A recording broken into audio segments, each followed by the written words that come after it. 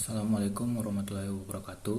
Nama saya Ronald Saputra Sormin dari Fakultas Hukum Universitas Lampung. Di sini saya akan menjelaskan sedikit tentang sistem hukum di Indonesia. Istilah sistem hukum terdiri dari dua kata, diantaranya sistem dan hukum.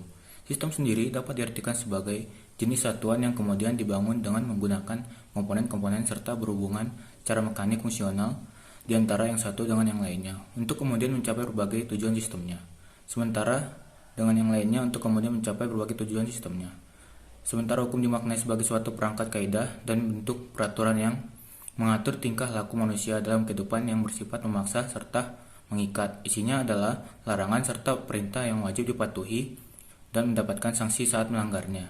Dengan demikian, sistem hukum adalah suatu kesatuan hukum yang terdiri dari berbagai macam unsur interaksi antara individu yang satu dengan yang lainnya dan saling bekerja sama dengan tujuan untuk kesatuan tersebut.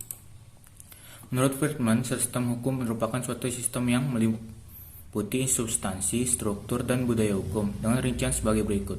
Struktur hukum atau legal culture merupakan institusional dari entitas-entitas hukum. Sebagai contoh adalah struktur kekuasaan pengadilan di Indonesia yang terdiri dari pengadilan tingkat pertama, pengadilan banding, dan pengadilan tingkat kasasi.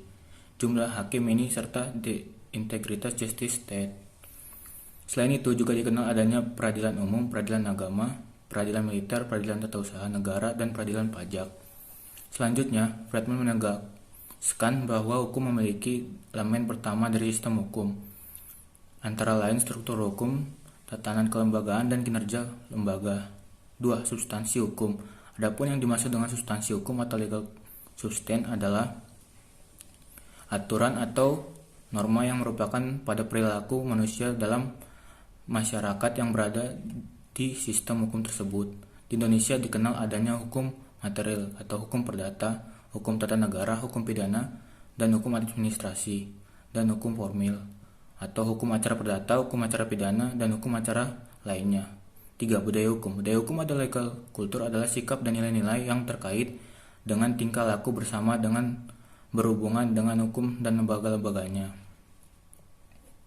Sistem hukum di Indonesia. Sistem hukum Indonesia sebagai perpaduan beberapa sistem hukum yang sudah ada, seperti hukum adat, hukum agama, dan hukum Eropa. Dalam hal ini, sistem hukum Eropa bisa masuk Indonesia sebagian besar dari Belanda karena telah menjajah Indonesia dalam waktu yang cukup lama. Selain dari hukum Eropa, sistem hukum di Indonesia juga terbentuk dari hukum adat yang sudah berlaku pada suatu lingkungan masyarakat. Hal ini dapat terjadi karena di Indonesia itu sendiri pada masa itu masih banyak sekali kerajaan, seperti kerajaan yang mencorak Hindu, Buddha, dan Islam. Dengan adanya berbagai macam kerajaan itu, maka terciptalah hukum adat yang sudah berlaku. Tidak hanya itu, Indonesia juga mengadut hukum agama dalam menjaga persatuan dan kesatuan masyarakat Indonesia. Dengan adanya hukum agama ini, maka dapat menciptakan kerukunan dan perdamaian antar masyarakat. Menurut saya, sistem hukum di Indonesia itu masih lemah. Salah satu penyebab lemahnya penegakan hukum di Indonesia adalah kualitas para penegak hukum. Masih rendahnya moralitas mengakibatkan profesionalisme kurang dan terjadi ketidakmauan pada penegak hukum. Moralitas ini berkaitan pula dengan korupsi yang dilakukan oknum penegak hukum atau judicial corruption pada penegak hukum yang seharusnya menegakkan hukum, malah justru terlibat dalam praktik korupsi. Moralitas yang rendah inilah yang menyebabkan penegakan hukum di Indonesia masih lemah.